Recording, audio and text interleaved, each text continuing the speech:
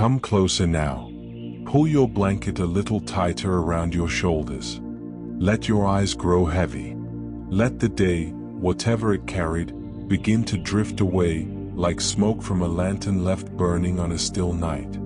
Tonight, I am going to tell you stories. Not the loud kind. Not the breathless, rushing kind. These are the slow stories. The old ones.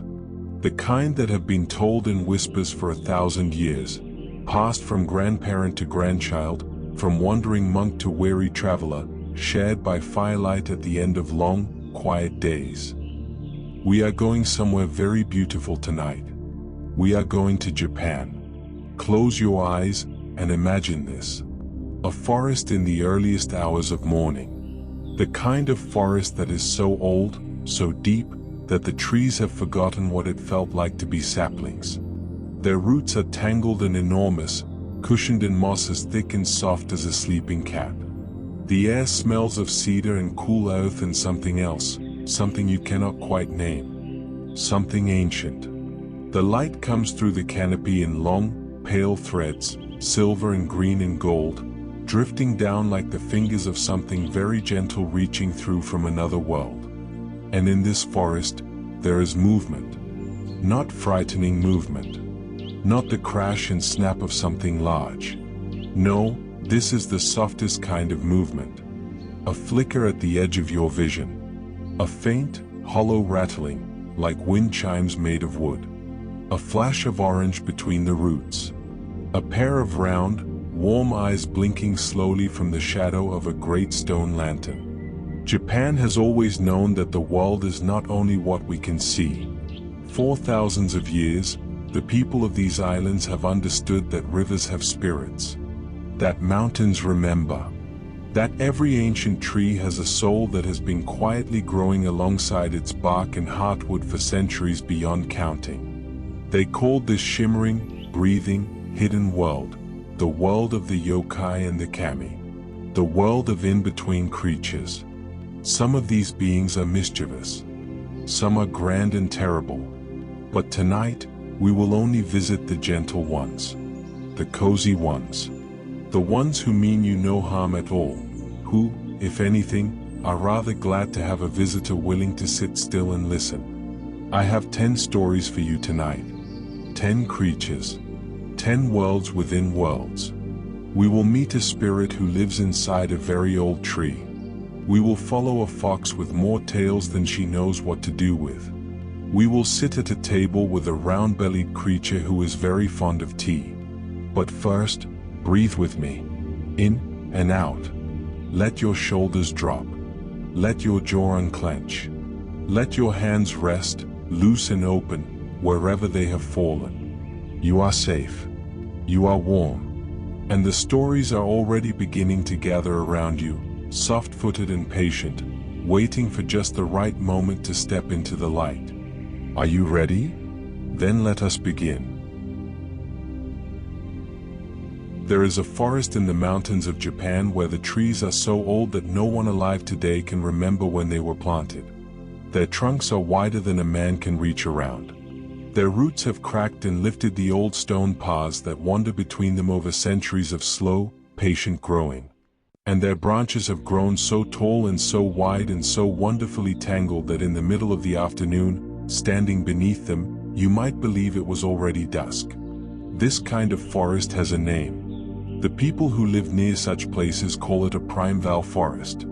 A forest older than memory. A forest that has been breathing long enough to develop something rare and extraordinary. A forest, in other words, full of Kodama. Kodama. Say it softly to yourself. K-O-D-A-Ma. It is a word that means, in the old way of saying things, the spirit of the tree. The echo of the wood. And if you have ever stood very still in a very old forest and heard a sound you could not quite place, a gentle, hollow rattle, like bamboo trembling in a wind that was not there, then perhaps, without knowing it, you have already been close to one. The Kodama are tiny things. Imagine something no bigger than a child's fist. Round and pale, white as paper, white as birch bark, white as the soft inside of a freshly opened mushroom. They have no mouths to speak of, but they have eyes. Simple eyes, dark and round and utterly calm, set in faces so still and plain they look almost like little masks, or like the face of the moon on a night when it is perfectly full and wants for nothing at all. They live inside the trees. Not beneath the bark exactly. It is more that they exist alongside the tree, in a way difficult to explain without simply experiencing it. A Kodama and its tree are bound together the way a flame is bound to its candle. Cut down the tree, and the Kodama, gentle, ancient, utterly harmless, simply ceases to be. This is why, in Japan, there has always been a tradition of treating the very oldest trees with extraordinary care. You may have seen the great ropes of twisted rice straw wrapped around the base of a very old tree. These are called shimenawa, a way of saying, this place is sacred. Something worth protecting lives here. A tree dressed in a shimenawa is a tree known to house a Kodama. The people who tend it bring small offerings, a cup of sake in the roots, a handful of rice, a few flowers and a split of bamboo. Nothing grand. Just a quiet acknowledgement. A neighborly nod to a very old, very small spirit who means no harm and asks for little in return. What does a Kodama do when no one is watching? According to those who have spent their lives collecting such stories, they mostly just sit. They exist within their trees the way a note of music exists within silence. They feel the slow turning of the seasons with a patience almost impossible to imagine, sap rising in spring like a long breath drawn in. The heaviness of midsummer. The gradual loosening of autumn, when every leaf is a small farewell. And then the deep stillness of winter, when the whole tree seems to hold its breath and wait.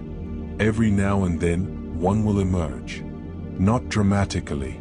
A Kodama coming out of its tree is more like watching a soap bubble slowly form. One moment there is nothing. And then, so gradually you might wonder if it was always there, a small pale shape appears, perched on a root, balanced on a branch, or drifting just above the forest floor in the unhurried way of things not entirely bound by the waking world. And then it rattles its head. A slow, dreamy rotation, side to side, or in a small circle, and a sound comes from somewhere deep inside it. Soft, wooden, hollow. Like the echo of a knock on a very old door. Like wind chimes at the far end of a garden. Like something you heard once, long ago, that made you feel inexplicably and completely at peace. The old stories say that if you hear a Kodama rattle nearby, you should stop.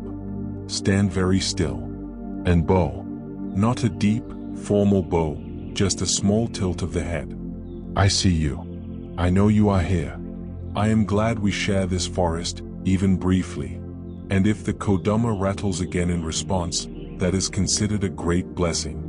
Not the kind that changes your life in an instant, but the quiet, lasting kind that settles into you like warmth after a cold walk, or like sleep when it finally, gently, comes. On the island of Yakushima, there are cedar trees, yakusugi, that are more than 1,000 years old. Some may be 3,000, 7,000. So vast and deeply wrinkled and covered in moss that they barely look like trees at all. Visitors often describe the same feeling, a quieting. A sense of being watched, but kindly. A feeling that the air is slightly thicker, slightly warmer, slightly more alive than in ordinary places. Some of them hear the rattling. I like to imagine a Kodama on a winter night like this one. Settled inside its tree. The bark cold outside, but warm and slow within. The forest utterly quiet. No birds, no insects, just the occasional sigh of snow falling from a branch, landing softly below. The Kodama does not feel the cold. It is itself a kind of warmth, ancient, steady, impossible to extinguish, sitting in its tree the way a coal sits in a grate after a fire has burned down, no longer blazing, but still glowing. Still keeping the dark at bay. Outside, the snow falls. The branches creak once in a wind that passes and is gone. And the Kodama, without urgency, without worry, without fear, tilts its round pale head to one side. And rattles, just once, into the silence. Let that sound carry you. That single soft rattle, hanging in the cold air like a note from a bell whose voice is still traveling, through the trees, through the dark, through the quiet winter countryside, all the way to wherever you are lying now, warm and heavy and still. The Kodama only needs you to rest. That is the gift it asks you to accept. And so we leave it here, in its tree, in its forest, in its long and patient winter, keeping its slow, eternal vigil without us. Because there is somewhere else we need to go now. Somewhere closer. Much closer. There is a saying in Japan, very old, that goes something like this. If a dream frightens you in the night, if you wake with your heart beating fast and the shadows in the wrong places, you should whisper 3 times into the dark before you close your eyes again. Baku, come. Baku, come. Baku, come. Devour my dream. And then you close your eyes. And you wait. And before very long, you are asleep again. And the dream that troubled you is gone, not tucked away somewhere to return later, not folded up and hidden under the pillow. Simply gone. Eaten. Dissolved, the way mist dissolves when the morning finally arrives. That is the work of the Baku. And it is good work. Gentle work. The kind that asks for nothing in return, that leaves no mark, that simply makes the night a little kinder than it might otherwise have been. The Baku is one of the oldest creatures in Japanese folklore, so old that the stories about it traveled here from even older places, carried along trade routes and pilgrimage roads across centuries. There are versions of the Baku in Chinese mythology too, and in the traditions of neighboring peoples. But it is in Japan that the Baku truly found its home, settling into the culture the way a familiar cat settles into a warm patch of floor, making itself so thoroughly at ease that you cannot imagine the house without it. In the old paintings and woodblock prints, the Baku is depicted as a wonderful patchwork creature. The trunk of an elephant, delicate and curved. The eyes of a rhinoceros, small and dark and very calm. The tail of an ox. The paws of a tiger, but soft, always soft, never posed for attack. The body of a bear, rounded and heavy and reassuringly solid. It is, in short, an animal made of leftover pieces. There is a story that says the Baku was created at the very end of the world's making, when the gods had finished forming all the other creatures and found they had a handful of spare parts remaining. Rather than let them go to waste, they pressed the pieces together and breathed life into the whole unlikely arrangement. And the Baku opened its small dark eyes, looked around at the world with placid contentment, and set about its work. Which was, and always has been, to eat bad dreams. How exactly it knows where to go is one of those questions that folklore declines to answer directly, which I think is rather wise. The Baku simply knows. Somewhere in the deep hours of the night, it becomes aware of a dreaming mind in distress. A child tangled in a nightmare. A tired adult cycling through the same anxious dream they have had 100 times. A grandmother whose sleep has grown thin and full of things she would rather not see. And the Baku comes. It does not knock. It does not announce itself. It simply arrives, in the way that sleep itself arrives, without ceremony, without a clear moment of beginning. One instant it is not there. And then, in some sense difficult to describe in the language of waking things, it is. It is very large, in the old stories. Large enough to fill a room. But also somehow not intrusive. It moves with the slow, unhurried deliberateness of something that has no anxiety whatsoever. It simply lowers its great patchwork head toward the dreamer, opens that long elegant trunk, and breathes in. And the nightmare goes with it. Not violently. More like the way a candle flame goes out when you cup your hand around it and blow. One moment it is there, flickering, casting anxious shadows. And then it is simply not. The dream dissolves. The shadows settle. The breathing slows. And the dreamer turns over, sighing gently, and sinks back into deep, untroubled darkness. The Baku, its work done, is already gone. There is something quietly beautiful about the Baku, something that sets it apart from many creatures of folklore, which so often want something from the humans they visit. Tribute. Worship. bargain struck at crossroads in the uncertain hours before dawn. The Baku wants nothing. It comes because it is needed. It takes only what is harmful. And it leaves everything else completely intact.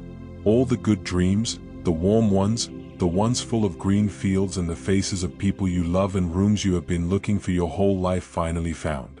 Those it leaves behind. Those are not its food. Those belong to you. There was a tradition, for a long time, of placing the image of a Baku beside a sleeping child's pillow.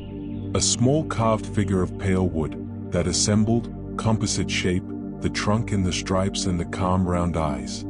The thinking was simple: if the Baku knows it is welcome, it will come more readily. If it can see that the household understands what it is and what it does, that they leave the door open for it, it will be more inclined to stand watch over the night in its quiet, enormous, patchwork way. I find something very moving about that. About a family setting a small wooden figure beside a sleeping child, not as a charm against evil, but as an invitation. A way of saying, we know you are out there. We know the night has a guardian. Please, come in. You are expected. Sleep, when it is peaceful, is one of the most extraordinary things in the world. It asks nothing of you. It simply takes you, completely and without judgment, and carries you somewhere beyond the reach of everything that worries you. For a few hours, all the tangled threads of the day stop pulling. They will be there in the morning. But for now, they loosen. And you are free. The Baku helps make that possible. On the nights when sleep turns difficult. On the nights when a dream turns dark and wakes you at 3 in the morning with that hollow feeling that makes the dark seem very deep. On those nights, remember the old saying, Baku, come. Baku, come. Baku, come. And then let your eyes close. Because somewhere in the soft, unhurried hours of this night, passing through forests where Kodama rattled gently in their ancient trees, something large and gentle and assembled from spare parts is already making its way toward the places where it is needed. It is not in a hurry. It has all the time there is. But it is coming. And when it arrives, it will take nothing that was ever truly yours. Only the things that were never worth keeping in the first place. There is a particular kind of morning that comes in late autumn in the Japanese countryside.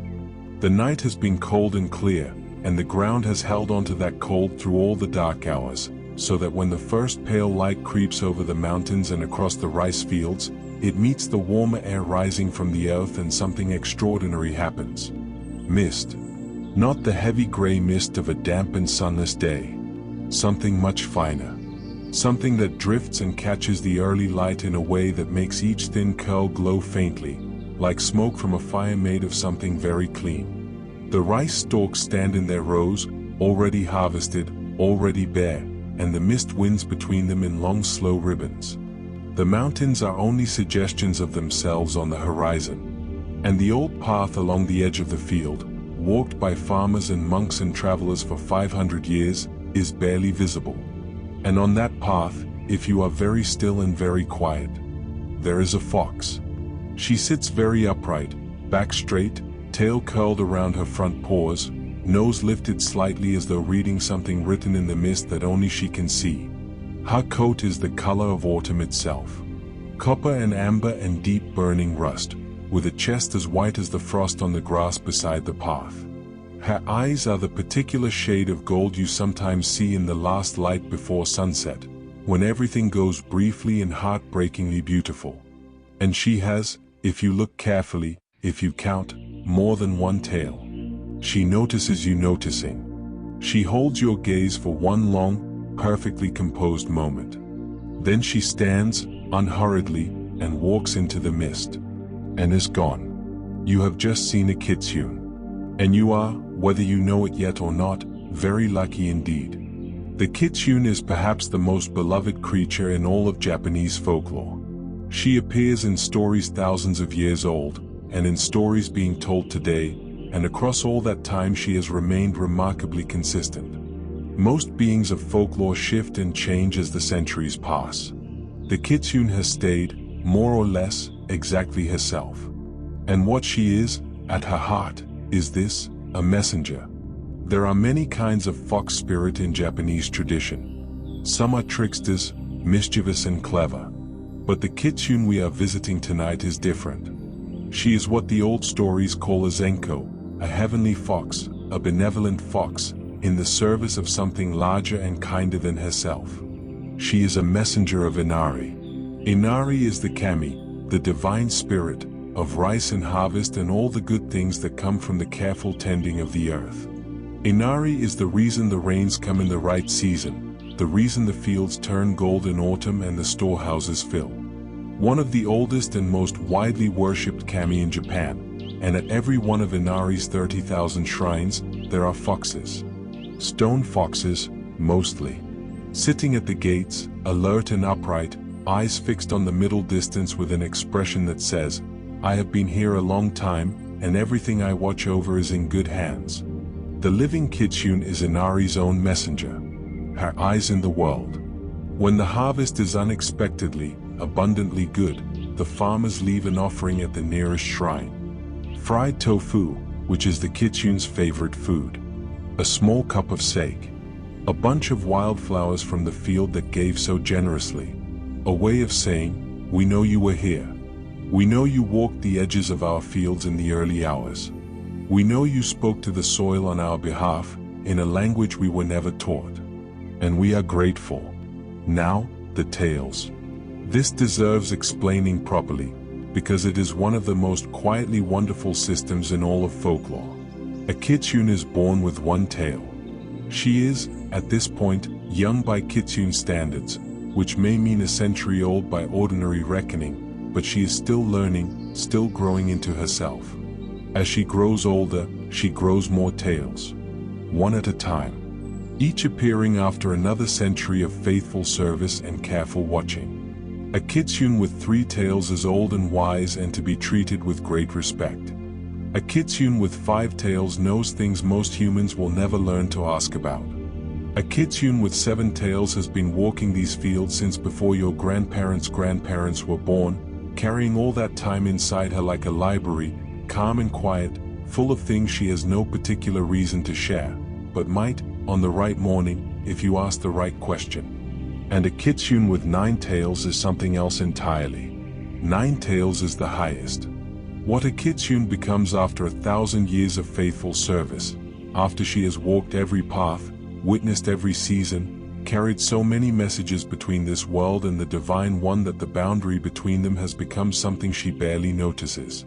A 9-tailed kitsune glows, in the old stories. Not brightly, more the way a pearl glows when you hold it to window light. A soft, interior radiance. When she walks through the mist, it parts for her. Not dramatically, just gently. The way water moves around a stone that has rested in the riverbed a very long time. I love the idea of a creature whose wisdom is written not in wrinkles or the slowing of the body, but in something added. Something grown. Each tale a century of learning. Each tale a visible mark of everything she has survived and understood and kept. Imagine meeting her on that autumn path. She would stop and look at you. And you would count, carefully, not wanting to be rude, the long extraordinary sweep of all those tales fanned out behind her like the pages of a book, like the rays of a sunrise, like everything she has ever known made warmly visible. She would let you count. She has all the time in the world, and a little more besides. When you had finished, she would dip her golden head, a small bow between 2 beings with their own business to attend to, and walk back into the morning. Back along the old path. Back past the shrine with its stone foxes keeping watch. Back into the mist and the amber light and the long, quiet, faithful work of tending the world. And the fields around you, in the hush she leaves behind, would feel somehow different than they did before. More cared for. More watched over. More held. The kitsune moves through the world with a certain grace. A certain composure.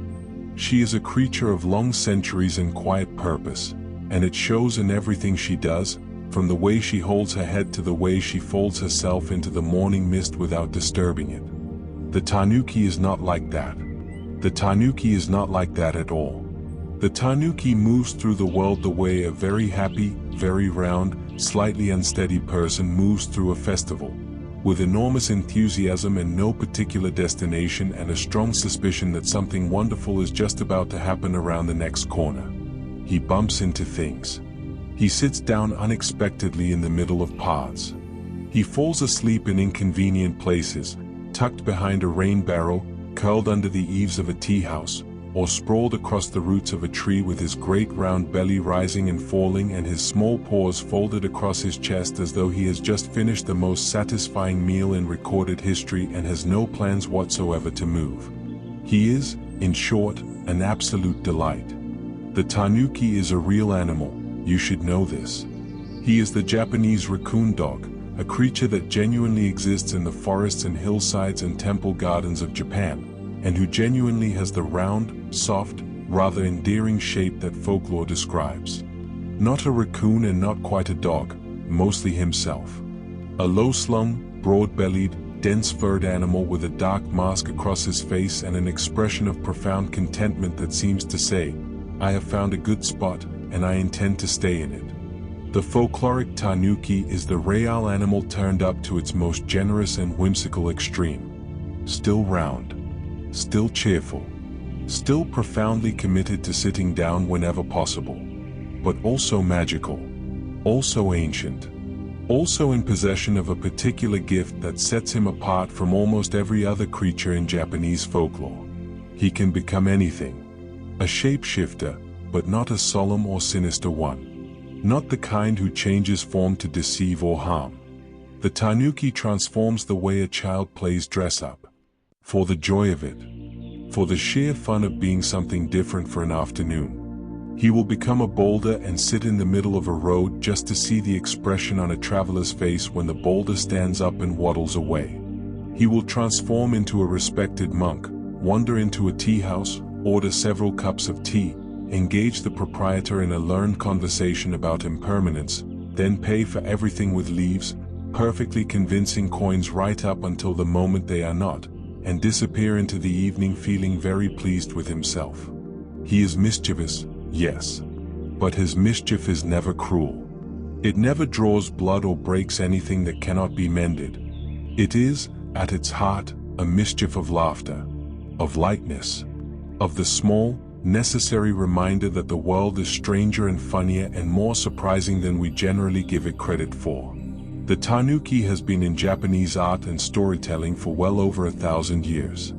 And for centuries, ceramic Tanuki figurines have stood outside restaurants and shops and homes across Japan, welcoming visitors and promising good fortune to all who enter. You may have seen these figurines. They are unmistakable. The great round belly. The wide happy smile. The enormous straw hat, slightly too big, tilted at a comfortable angle. The flask of sake held loosely in one paw, because there is no point holding a flask of sake tensely. The other paw resting on the belly, which in older traditions was itself a kind of drum. One of the Tanuki's most famous skills is his ability to drum on his own belly and produce a sound like a taiko drum, deep and resonant, carrying across great distances, which he does for no other reason than that he enjoys it and considers it a public service. I want to tell you about a particular Tanuki story. It is not a dramatic story. Nothing in it is solved or won or narrowly escaped. It is barely a story at all in the conventional sense. But I have always loved it. There was once a traveling merchant making his way along a mountain road in the late afternoon, tired from a long day with a heavy pack. He came around a bend and found, to his complete lack of surprise, a Tanuki sitting directly in the middle of the path. Just sitting. Paws folded. Eyes half closed. The merchant stopped. The Tanuki opened one eye. They regarded each other. Then the Tanuki patted the ground beside him, a small, definitive pat, the universal gesture of someone indicating that there is space here and you are welcome to use it. The merchant, who was very tired, sat down. They sat together for a while, the man and the spirit, as the light went gold and then amber and then the soft gray of early dusk. The Tanuki produced, from somewhere, a flask of something warm, and offered it. The merchant accepted. Whatever was in it tasted like autumn, like wood smoke and persimmons and the sweetness of the end of a long day. Neither of them said anything. Eventually the merchant stood, thanked the Tanuki with a small bow, adjusted his pack, and continued on his way. The Tanuki watched him go. Then it closed its eyes and remained exactly where it was. That is the whole story. And yet I find it, every time I think of it, inexplicably comforting. There is something in the image, the tired human, the ancient spirit, the shared flask, the wordless companionship in the fading light, that feels like everything I want from a good evening. Nothing demanded. Nothing explained. Just, here is some warmth. Here is a good place to sit. You do not have to be anywhere else right now. The Tanuki, for all his clowning and his leaf coins and his bella drumming, is at his heart a creature of profound and generous ease. He has figured out something most of us spend our whole lives trying to learn, that the best moments are not the grand ones. They are the small, unhurried ones. The ones where you simply sit down in the afternoon light and decide, without apology, that this is enough. This is, in fact, exactly enough. So if you ever find yourself on a mountain road in the late afternoon, tired and heavy-laden, and something round and dark-masked and utterly unperturbed is sitting in the middle of your path, sit down. Accept the flask if it is offered. Watch the light change. And do not worry about the leaves.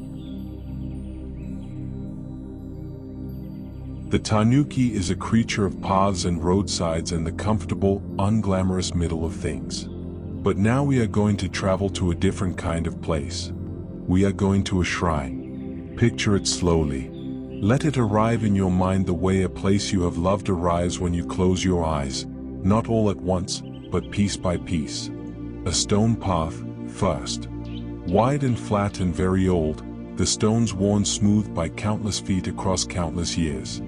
On each side, tall cedar or cypress trees, standing close and straight, their roots nudging the edges of the path slightly out of true. Moss has grown in the cracks between the stones, brilliant green, soft as cloth. The air is clean here. Still. There is a quality to it you notice within a few steps, a kind of composure, as though it has been undisturbed long enough to settle completely. Not silent exactly.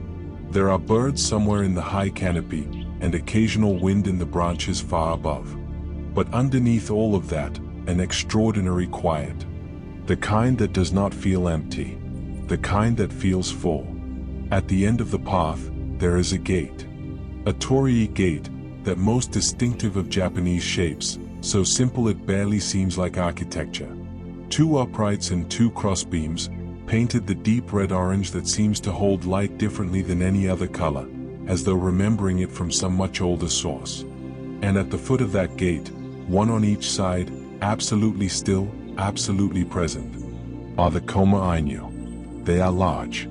Larger than you might expect, sitting on their low stone plinths. Their bodies are the bodies of lions, or something like lions, something that has perhaps heard descriptions of lions without ever meeting one, and arrived at its own interpretation. Powerful and broad-chested, settled into their haunches with the unhurried solidity of something that has occupied this exact spot for several hundred years and found it perfectly satisfactory. But their faces are the faces of dogs. The most wonderful, elaborate dogs you have ever seen, with great manes of stone fur curling around their heads in waves a real animal could never achieve, wide nostrils, open mouths, and expressions that are simultaneously fierce and deeply kind. Their eyes are always open, fixed on the middle distance with an attention that never wavers across decades and centuries and weather and seasons. One, on the right, by tradition, has its mouth open, wide, in what might be a roar but feels, in this quiet place, more like a word spoken very slowly. The first sound. The breath at the beginning of things. The other, on the left, has its mouth closed. Completely, firmly, peacefully closed. The last sound. The held breath at the end of things. Together they form a word. The open mouth makes the sound ah. The closed mouth makes the sound un. Ah-un. The first and last sounds of the Sanskrit alphabet. The beginning and the ending held together in stone, one on each side of the gate, keeping the threshold between the ordinary world and the sacred one. They have been doing this for a very long time. The Koma-inu have been standing at the gates of shrines and temples for well over 1,000 years. Some are genuinely that old, worn by centuries of rain and frost into shapes softer than when first carved, their details blurred at the edges, their expression somehow made gentler by everything the years have taken. They are guardians. They guard the threshold. But I have always thought that description, while true, is incomplete. Because when you actually stand at a shrine gate and look at the Koma-inu, really look, the feeling they give you is not the feeling of being protected from something dangerous outside. It is something more interior than that. They make you feel that the ground you are standing on is steady. Not excitement, not power, not even safety in the ordinary sense. Just steadiness. The deep sense that whatever is shifting and uncertain out there beyond the cedar trees and the worn stone path, this place is holding. This place has held for 1,000 years. And it will hold for 1,000 more. The Koma-inu do not chase away the darkness. They simply make clear, without fuss or theatrics, that the darkness is not welcome here. Not because they are angry. Simply because there is a boundary, and they are the boundary, and they have been the boundary long enough that it has become a fact of the world. Like the mountains. Like the river. Like the light through the cedar canopy in the early morning. Some of the oldest shrine Koma-inu have names. They are given small offerings, a cup of water, a stick of incense, a branch of sacred sakaki. The people who tend the shrine speak to them sometimes. Not expecting a reply. More the way you might speak to the house you grew up in when you visit after a long absence. Acknowledging it. Telling it you are grateful. Imagine what it is like to be a Koma-inu. To sit in the same place across all of time. To watch the light change 10,000 times. To feel snow settle on your stone menhir in winter and melt away in spring without shifting your weight.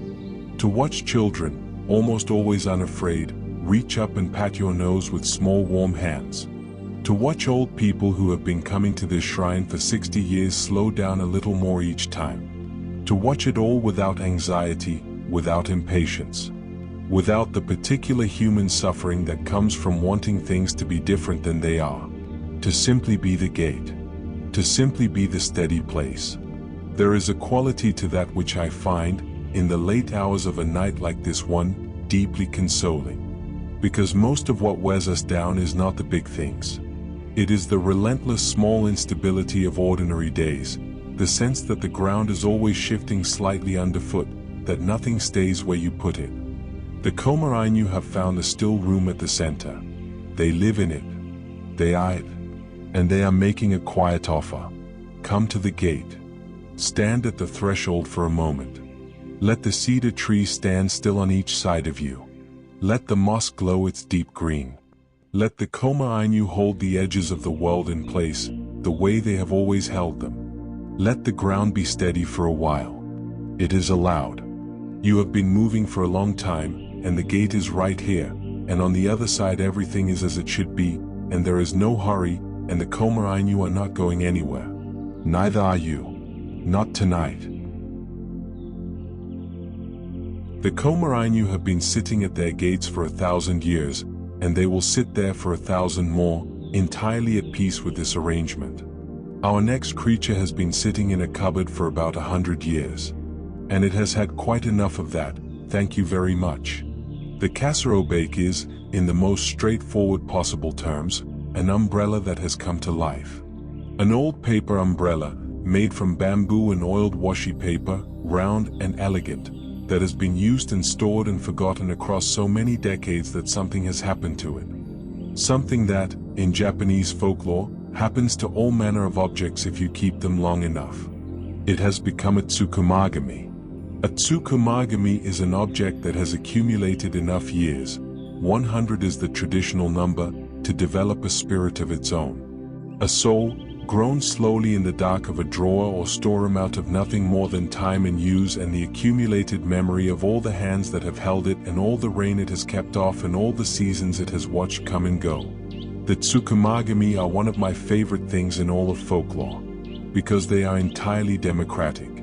It is not only grand or sacred objects that develop souls, not only ancient swords or temple bells. It is sandals, cooking pots, old lanterns and worn-out brushes and moth-eaten coats that have been in the family longer than anyone can remember. Everything, given enough time, has the potential to wake up. Everything, given enough time, has something it would like to say. The Kasa-obake wakes up in the following way. One leg appears first, a single thin leg, poking from the base of the umbrella, feeling around with the cautious energy of something that has been folded up for a very long time and is not sure its joints still work. Then one large round eye opens in the canopy, blinking slowly in the light. A tongue appears, long and pink and extremely expressive, unfurling from near the handle with evident satisfaction. And then the Kasa-obake hops. Not floats, not glides, hops, energetically, down the road, through the rain, across the puddles, with the cheerful, slightly chaotic momentum of something that has been stationary for 100 years and is making up for lost time. It is, to be completely honest, one of the silliest looking creatures in all of Japanese folklore. And it knows this. And it does not mind at all. The Kasa-obake belongs to a long tradition in Japanese art of finding the supernatural funny. Not frightening funny. Just funny. Genuinely, warmly, affectionately funny. There is a famous scroll painting from the 12th century, one of the oldest surviving works of Japanese narrative art, that depicts a parade of Tsukumagami in a kind of carnival procession, and the tone throughout is one of delighted absurdity. Here are the spirits of the world, it says, and they are wonderfully ridiculous, and that is not a problem, that is in fact the point. The Kasa-obake appears in countless woodblock prints from the Edo period, always depicted with tremendous fondness. That single eye, that extraordinary tongue, that one determined leg.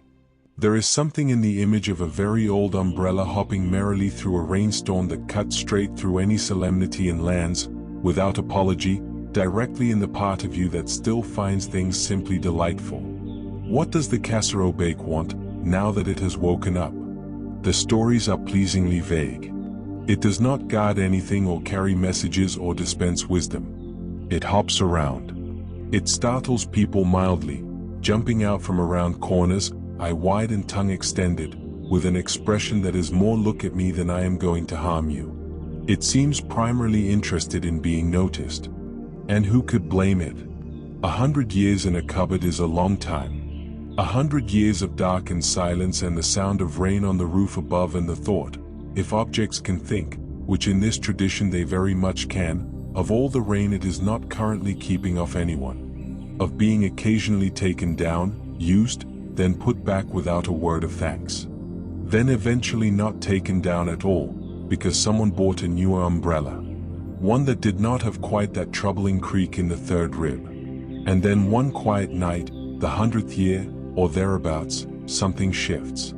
Something opens. And the umbrella that was just an umbrella becomes the umbrella that is also a self. I find this story, underneath all its comedy, genuinely moving. Because it is a story about paying attention to the things that serve you. About the quiet life of objects that pass through our hands, that we use without thinking and discard without ceremony, and what it might mean if those objects were, in some small way, aware. The kettle on your stove is almost certainly just a kettle. The old coat at the back of the wardrobe is almost certainly just a coat. Almost certainly. But there is something in the tradition of the Tsukumagami worth carrying with you. A habit of noticing the things you rely on. A willingness to treat the ordinary objects of your life with just a little more care than strictly necessary, not because they will develop feelings about it, but because the act of paying attention is itself worth something. Because a life in which you occasionally pause to notice the worn handle of a favorite umbrella, the particular weight of it in your hand, the way it smells faintly of old paper and rainy afternoons. That is a slightly richer life than one in which the umbrella is simply a tool and nothing more. The Kasa-obake would probably agree. But it is very busy right now, hopping through the rain on its single leg, blinking its great round eye at the lantern-lit street, tongue out, enormously pleased with everything, making up for 100 very quiet years. Let it hop. It has earned it. The Kasa-obake hops through the rainy streets, cheerful and ridiculous and entirely at home in the noise and the lamplight and the puddles. And now we lift our eyes. Up past the rooftops. Up past the last layer of cloud. Up into the part of the sky that is not quite sky anymore, that high, clear, borderless place where the air thins to almost nothing and the stars are not points of light but presences, vast and ancient, burning with a cold fire that has everything to do with time. Up here, something is moving. You would not see it at first. It comes the way a thought comes, not arriving from somewhere specific, but simply becoming present where a moment ago there was only space. But then your eyes adjust, and you see it. A deer, or something like a deer. Long-legged, moving with that floating quality the most graceful deer have, as though each stride is a negotiation with gravity rather than a submission to it. A neck that curves like a crane's. A head that is proud but also somehow kind, the eyes large and dark, carrying that expression only very large, very gentle animals ever quite achieve, a complete and total absence of malice. But then you notice the rest. The scales. Running in overlapping rows along the neck and back and flanks, each one catching the starlight and returning it in a slightly different color. Green shading into gold shading into the deep iridescent blue of a dragonfly's wing. Not armor.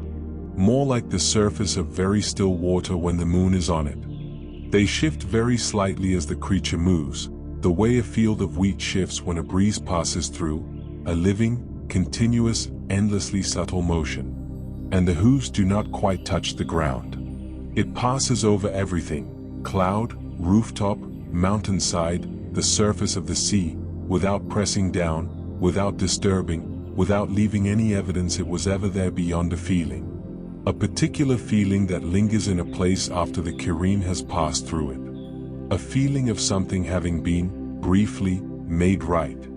The Kirin is one of the 4 great sacred beasts of East Asian tradition. It appears in Chinese texts 2,500 years old, and in Japanese art for well over 1,000 years, and across all that time it has remained essentially what it has always been, a sign, a presence.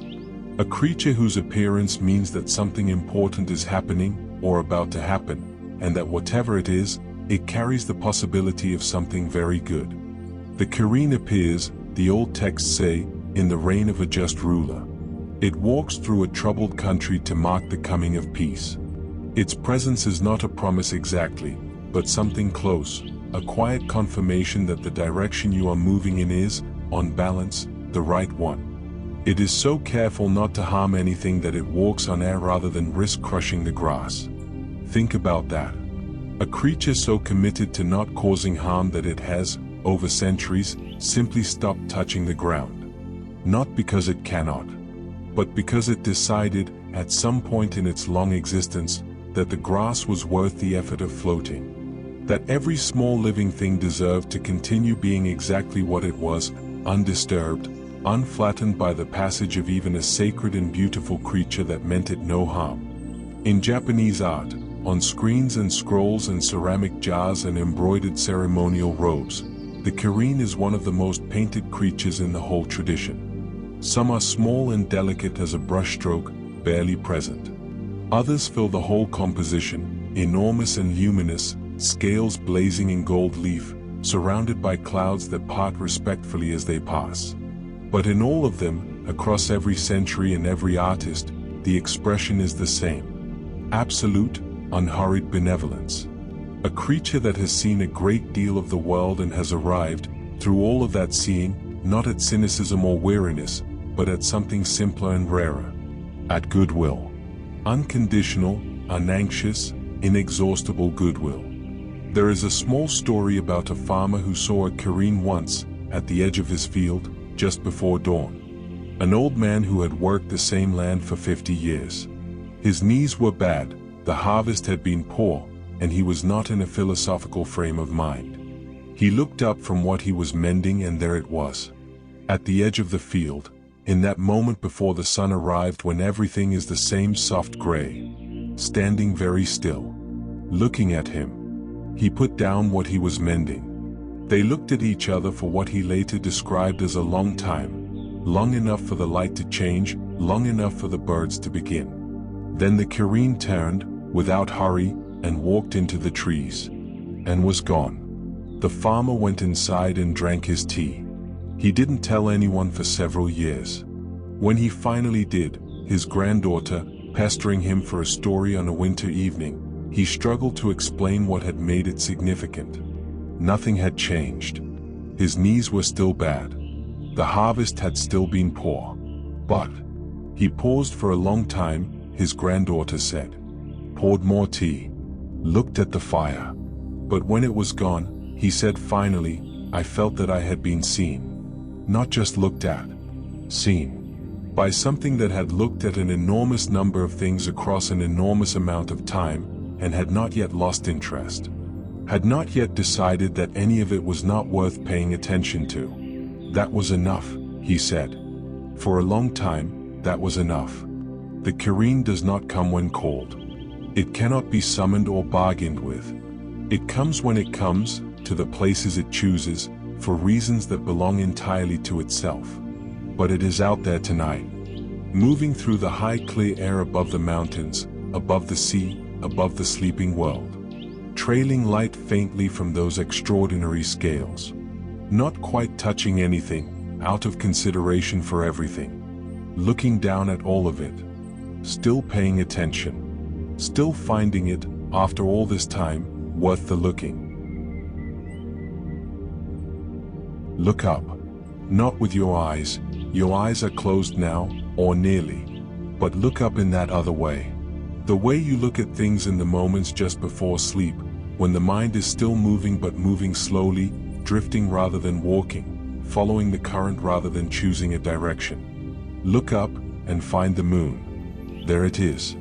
Full tonight, or close enough that the difference hardly matters, a great, soft, luminous disk hanging in the dark above everything, casting its silver light across the tops of the trees and the surface of the river and the curved rooftops of the old town, making shadows that are softer and cooler than daytime shadows, full of a different kind of quiet. And on the surface of the moon, in those pale patches and darker regions that your eye, if you look long enough, will always begin to organize into shapes, there is something there. Something the people of Japan have been seeing for as long as there have been people of Japan to look up and notice. Not the face that other cultures find. Not the man, not the woman, not the craggy profile staring sideways into the dark. A rabbit. Sitting very upright. Two long ears casting their own small shadow. And in its front paws, held carefully, something it is working on with great concentration and evident satisfaction. A mortar and pestle. It is making something. It is always making something. The rabbit in the moon has many names across the many cultures that have noticed it, and a great many have, from China to Korea to Mesoamerica, each finding in those same gray-white patches the same small, industrious, long-eared silhouette. In Japan the rabbit is sometimes called Sukeroku, a name that carries warmth and familiarity, the kind you might give a favorite neighbor rather than a celestial being. And what Sukeroku is making, pounding away with quiet determination in his lunar mortar, is mochi. Rice cakes. The round, soft, chewy confection central to Japanese food and ceremony for more than 1,000 years. Pounded from glutinous rice into a smooth yielding dough, shaped into small rounds and eaten at New Year and festivals and on cold evenings when something warm and sweet and substantial is exactly what is needed. Sukeroku makes them for everyone. This patient, celestial rabbit, pounding away across all the long nights of the year, is making something to share. Not for himself. For the world below, for all the upturned faces and the children pointing and the old couples who have been looking at that same rabbit in that same moon for 60 years together, finding him there reliably, finding him still at work, finding him unchanged. There is a much older story underneath the mochi making. One of the oldest in the Japanese tradition, and one of the most quietly devastating, in the way only a very simple story can be. Long ago, an old man appeared on a road at the edge of a forest, dressed as a beggar. Very thin, very tired, not eaten in a long time. 3 animals found him, a fox, a monkey, and a rabbit. The fox hunted and brought fish. The monkey gathered and brought fruit. And the rabbit looked around at the forest and found that it had nothing. No hunting skills. No clever hands for gathering. Nothing it knew how to do that would help this tired, hungry stranger. So the rabbit gathered wood, built a fire. And when the fire was burning, it looked at the old man, and it looked at the fire, and it made its decision. It jumped in. "I am all I have to offer," it said. "Please eat." The old man, who was not a beggar at all but a god, traveling in disguise to see what the world was made of, caught the rabbit before the flames could touch it. And because he had been given something that no gift of fish or fruit could equal, he did the only thing that felt appropriate. He placed the rabbit in the moon, where it would be safe, where it would be seen, where every living creature on the earth below, on every clear night for as long as the moon continued to shine, could look up and find it there. Still working, still making something to share, still the same small devoted shape in the same silver light. I do not think you need me to explain why this story has lasted as long as it has. Some stories earn their longevity through complexity, through twists and the slow unfolding of meanings that take years to understand. But the stories that last the longest are often the simple ones. The ones that say one true thing, clearly, and then stop. This one says, the greatest gift is the one that costs the giver the most. And the world, or whatever is larger and older than the world, remembers. Sukeroku does not seem troubled by any of this. He has the manner of someone who made a decision a very long time ago and has never for a moment regretted it. The mortar goes up and comes down. The mochi takes shape. The moon turns, very slowly, as it always has. Below him, across the whole dark width of the world, people are going to sleep. And the last thing some of them see, before their eyes close completely, is that small familiar shape in the silver light. Still there. Still working. Still making something good out of whatever it has to hand. We have traveled a long way tonight. Through deep forests and harvest fields and rain-wet streets and the high cold air above the mountains and all the way up to the surface of the moon itself. We have met creatures ancient and creatures new, creatures vast and creatures no bigger than a child's fist, creatures of daylight and creatures of dusk. And now, at last, we come inside, out of the night air, in through the door, which closes softly behind you, the latch settling with a small, definitive click. Off with your shoes, left neatly at the step. A few quiet paces across wooden floors that are cool and smooth underfoot. And here is a room. A Japanese room in the old style, spare and clean and arranged with the kind of thoughtful simplicity that takes a lifetime to fully appreciate. A low table in the center, dark lacquered. A small lamp burning with a steady, warm flame.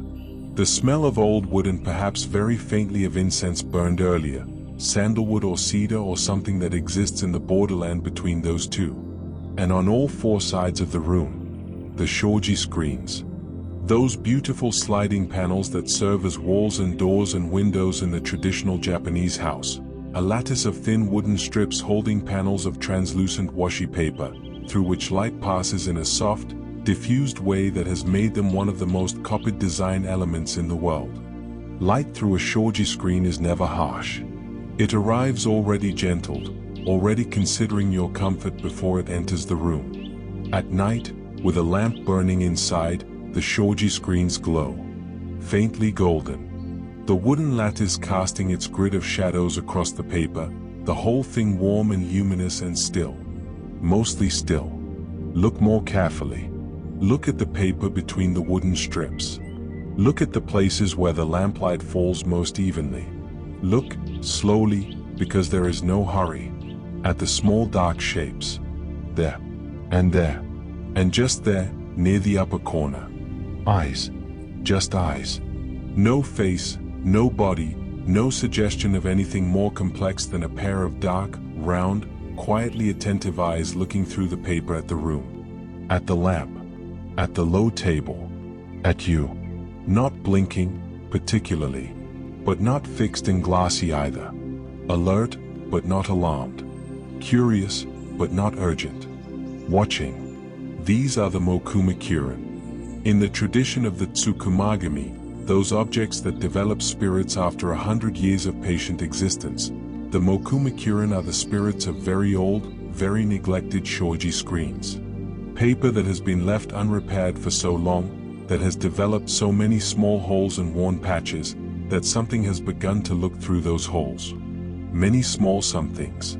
A whole population of watching eyes, distributed across the surface of the screen, looking in from wherever it is that such things look in from. In the old books that catalog the supernatural creatures of Japan, they are listed without drama or ceremony.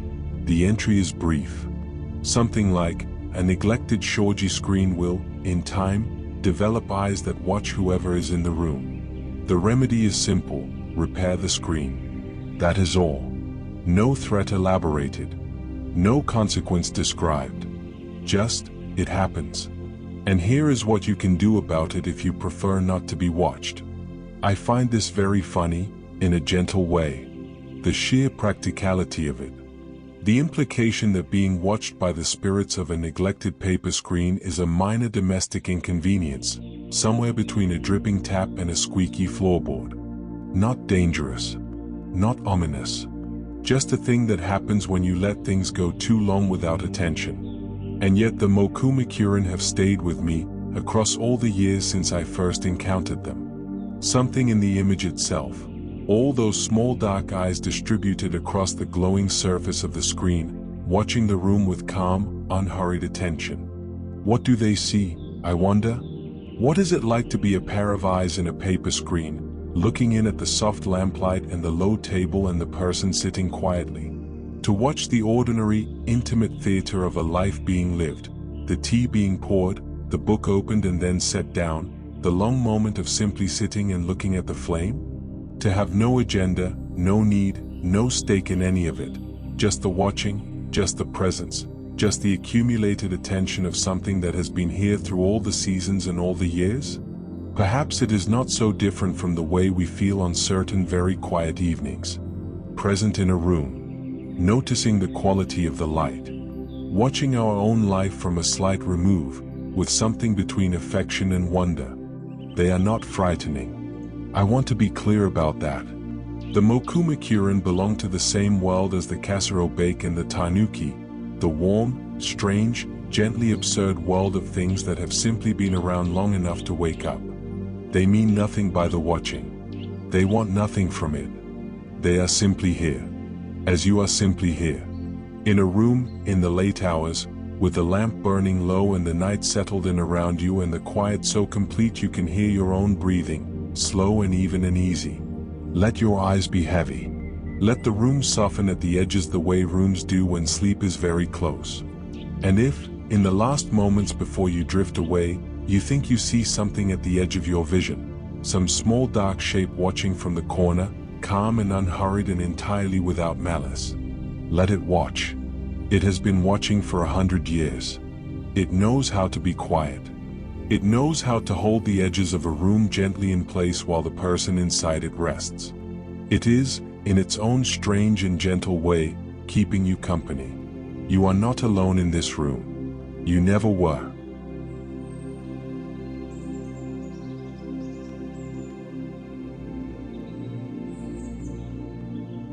We have come a long way tonight. We began in a forest, in the cold and quiet dark, among trees so old they have forgotten the feeling of being young. We have wandered through harvest fields at dawn and rain-wet streets and the still, cedar-scented air of a shrine. We have sat with a round-bellied spirit on a warm stone in the afternoon light. We have looked up at the moon and found a rabbit there, still working, still giving. We have sat in a quiet room and let ourselves be watched by gentle eyes in the paper walls. And now, at last, we come to the water. The sea. Imagine it the way the sea feels at night, when you cannot see very far and the sound of it fills everything. That deep, rhythmic breathing, in and out, as though the whole ocean is a living thing resting in the dark. The smell of salt and cold and something older than anything that lives on land. The way the waves catch what little light there is and return it changed, fragmented, shifting, never the same shape twice. Wade in a little, if you like. Just to where the water reaches your ankles, cold and certain, and the sand shifts underfoot with each slow wave. And then look out. Past the breakers. Past the dark. Out into the deeper water, where the reflections of the stars lie scattered across the surface like something spilled from a great height. There is a light out there. Not the moon. Not a lantern on a distant boat.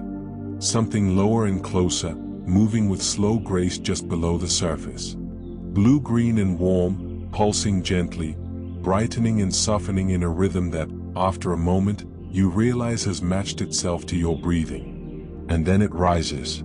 Slowly, without drama, without any sound except the soft displacement of water around it. The Amabie breaks the surface.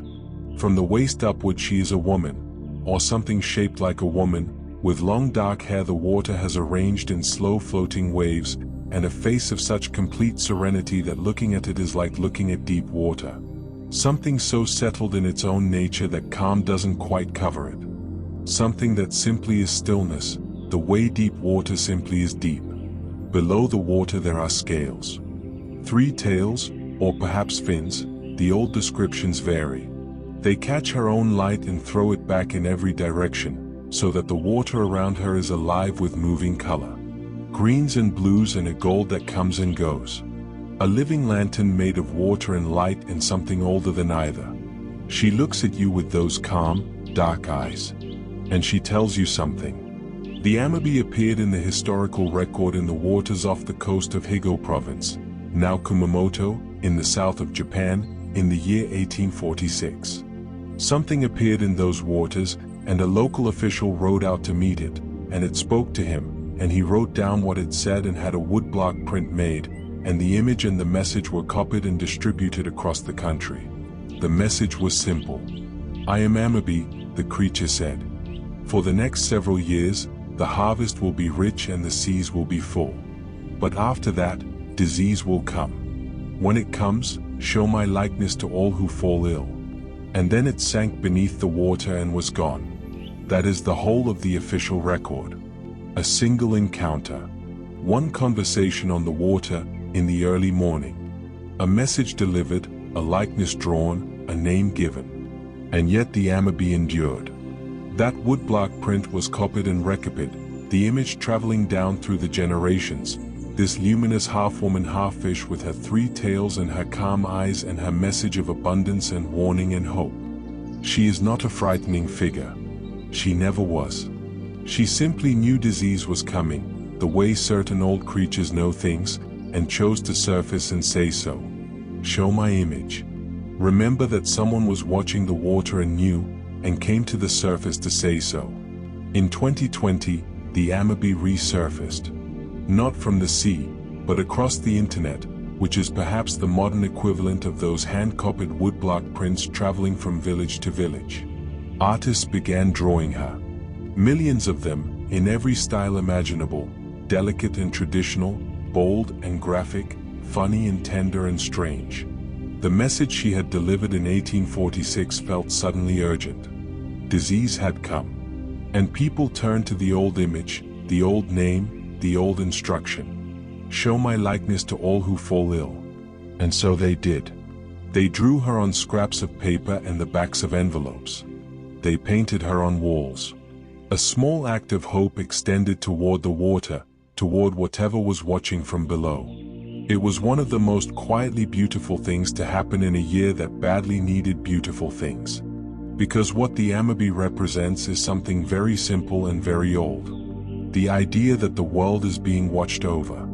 That there are presences in the deep water and the deep forest and the high cold air that are paying attention. that surface occasionally, rarely, briefly, without fanfare, to say, "I see you.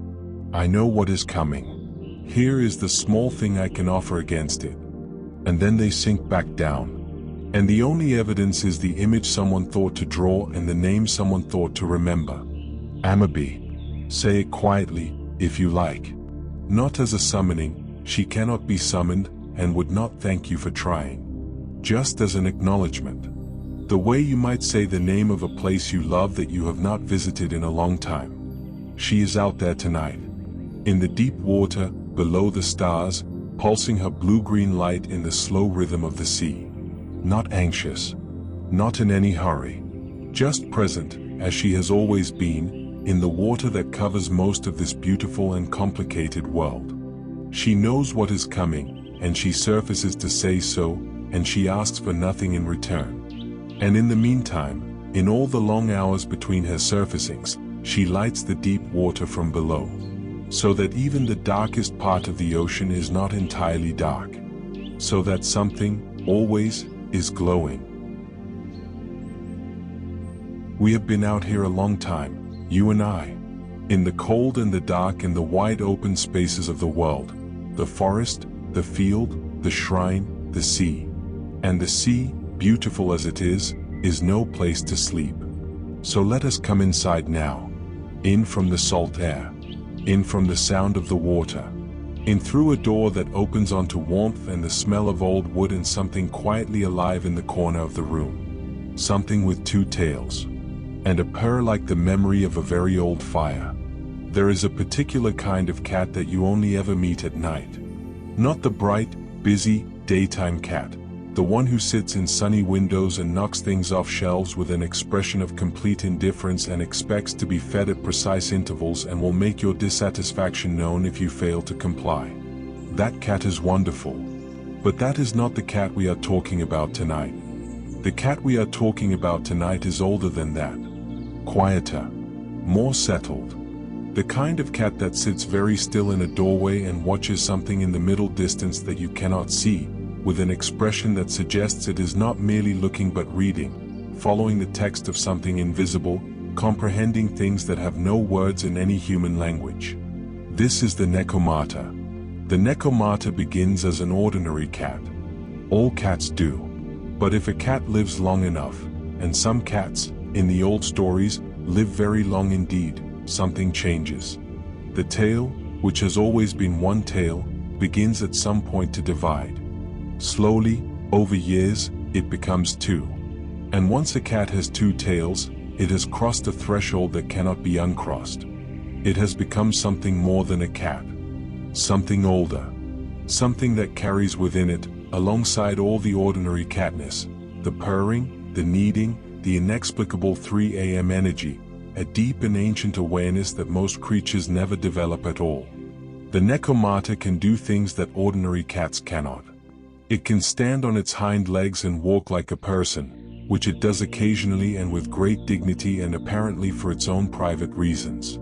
It can speak, in the old stories, not in the way that parrots speak, mimicking the sounds of human language without understanding them, but in the way that old and wise things speak, when they have finally decided that something is worth saying. It can, in some traditions, control the dead, raise them, move them, speak through them. Though this is one of those abilities that the Nekomata possesses without particularly wanting to use, the way some people are excellent at mathematics but have no interest in becoming accountants. Mostly, the Nekomata does what cats have always done. It finds a warm place and sits in it. It watches the things that other creatures cannot see. It accepts affection on its own terms and at its own intervals, and not a moment before. It knows the exact weight of a sleeping person and distributes itself across them with the precision of long practice. And it purrs, that particular low, resonant, chest-filling sound that is not quite like any other sound in the world, that seems to come from somewhere deeper than the cat itself, from some rumbling and contented place at the very center of things. There is a theory, among those who have studied such matters, that the purr of a very old cat is not merely sound. That it carries within it, below the frequencies the human ear can consciously detect, something else. something that the body understands even if the mind does not. A slow, deliberate vibration that settles into the bones and the breath and the heartbeat and gently, without announcement, brings them all into alignment. A purr that has been refining itself across decades of practice until it has become, in its own small and domestic and entirely unassuming way, a kind of medicine. Whether or not this is true, and I am not prepared to say with certainty that it is not, it is certainly true that the presence of a cat at night, warm and heavy on the bed, purring its low and steady purr in the dark, is one of the most reliably comforting experiences available to a person in this world. Imagine, then, a Nekomata, old beyond ordinary reckoning. Two tails curled neatly over its paws, each one moving very slightly in that independent, dreaming way that cat tails have. Eyes half open, catching the faint light from the window, gleaming with that particular green gold that cat eyes have always had and that has always looked, in the dark, faintly luminous. It has been here before. In this room, or rooms like it. It knows the particular quality of this hour, the one that sits between deep night and the first suggestion of morning, when sleep is at its most complete and the world at its most still. It has sat in this hour more times than you could count, in more rooms than you could name, and it has learned everything there is to learn about how to be present in it without disturbing it. It settles its chin onto its paws. It closes its eyes, almost. Not quite. And it purrs, just once, very softly, into the dark. And the dark, as it always does when the Nekomata purrs, becomes a little warmer than it was before. In the oldest houses, the ones with wooden floors worn smooth by generations of feet, and sliding doors that stick a little in winter and run freely in summer, and rooms that smell of cedar and old paper and the particular sweetness of tatami that has been in the same place for a very long time, there is sometimes a child. Not a real child. Or rather, not only a real child. The Zashiki-Warashi is a household spirit, one of the most beloved in all of Japanese folklore, who takes the form of a small child, usually between 5 and 10 years old, usually with the round face and the dark bowl-cut hair of a child from another era, and usually dressed in a small kimono of a color that seems to shift slightly when you try to look at it directly. Red, perhaps, or the particular orange-red of autumn persimmons, or a deep, warm, faded rose. Something in that family of colors. Something the color of warmth. The Zashiki-Warashi lives in the zashiki, the formal sitting room, the guest room, the room that in old houses was kept swept and neat and slightly apart from the daily life of the family, reserved for important visitors and significant occasions. This is the room the spirit has chosen, and it is a telling choice. Not the kitchen, where everything is noise and heat and activity. Not the entrance hall, busy with comings and goings. The quiet room. The room kept in readiness. The room that knows how to wait. What does the Zashiki-Warashi do? Mostly, it plays. This is the thing that has always charmed me most about this particular spirit. Unlike many of the creatures we have visited, the ancient, the solemn, the possessed of vast and cosmic awareness, the Zashiki-Warashi is, at its heart, a child at play. It will rearrange small objects while no one is watching. It leaves tiny footprints in the ash near the hearth. It is sometimes heard running in hallways when no one is running. It occasionally sits on sleeping family members, with the solid, comfortable, completely unself-conscious weight of a child who has decided that this is a good place to be and sees no reason to move. It loves games, in the old stories. Leave out a set of go stones or a simple toy, and in the morning they will have been moved. Not randomly, carefully, with a deliberate arrangement of a child who has been playing a very long and very serious game through the night, following rules that perhaps only it fully understands, but playing with complete absorption and evident joy. Here is the remarkable thing about the Zashiki-Warashi: it brings luck. Not dramatic luck. Not the luck of sudden windfalls or miraculous reversals. The quiet, steady, accumulating kind of luck that makes a household thrive across generations.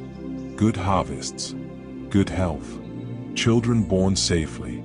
Businesses that weather bad years. marriages that last. The kind of luck that, if you tried to point to it, you couldn't. But if it was suddenly absent, you would feel it immediately, in your bones, in the way the house felt different, emptier, somehow less itself. Because that is the other thing about the Zashiki-Warashi. If it leaves, the luck goes with it. This is why, in the old stories, the families that are lucky enough to have a Zashiki-Warashi treated with extraordinary warmth. Not with reverence, exactly, it is a child, after all, and reverence would be strange and stiff and the spirit would probably find it boring. With warmth, with welcome, with the small, daily acknowledgments that say, "We know you are here. We are glad you are here. There is a place set for you at this table, and it will always be set, and you are not a guest but a member of this household, and this household would not be itself without you." They leave out sweet things. Red bean cakes, which the Zashiki-Warashi particularly loves. Small toys. Pretty objects.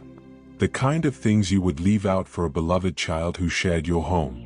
And in return, the house holds. The luck holds. The warmth holds. I think about the Zashiki-Warashi on nights like this one. Late, quiet, the house settled into itself around you. If you live in a house that has been a home for a long time, that has been lived in with love and care and attention, that has had good years and difficult ones and has held its people through both, there may be a Zashiki-Warashi in the quiet room, playing its slow, serious, night-long game among the shadows, keeping the luck where the luck belongs. We are going back to the water now.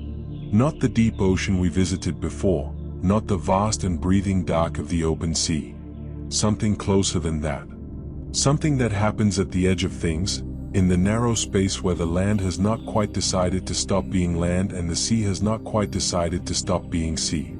The tidal flats. The estuary. The mouth of the river where it opens into the bay.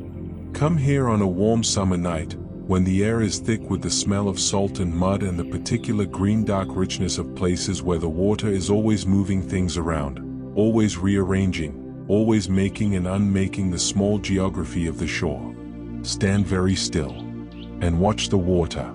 At first, nothing. The dark surface, catching a little starlight. The soft sound of the tide doing its patient, millennial work. Perhaps a heron, somewhere, lifting off from the shallows with that enormous, unhurried wingspan, and then silence again. And then, there, a light. Small, at first. Barely distinguishable from the reflected star beside it. But then another. And another. And slowly, as your eyes adjust and your patience deepens, you begin to see the whole surface of the water scattered with them. Dozens, hundreds of tiny flickering lights, blue and pale gold and occasionally a green so faint it might be imagination, drifting just above the waterline in slow and wandering paths that have no destination and no urgency whatsoever. These are the Shiranui. Unknown fires, their name means. Fires that have no explained source, no fuel, no origin that anyone has ever satisfactorily identified. They drift above the tidal shallows of certain bays. Yatsushiro Bay in Kumamoto is the most famous, where they have been appearing on summer nights for as long as anyone has been there to see them. In their hundreds and their thousands, these small cold lights, making the water look like the sky and the sky look like the answer to a question nobody quite knew they were asking. The scientific explanations are several and various and none of them fully satisfying. Bioluminescent organisms. Gases rising from the mud. Atmospheric refraction of distant lights. Each of these is possible. None of them quite accounts for the feeling. Because there is a feeling, standing at the edge of the water and watching the Shiranui drift. It is not a frightening feeling, though it is a strange one. It is more the feeling you get in the presence of something very beautiful that you do not fully understand and that does not require your understanding. A letting go of the need to name things. A willingness to simply watch, and let the watching be enough, without reaching for explanation or category or the comfortable solid ground of things that have been accounted for.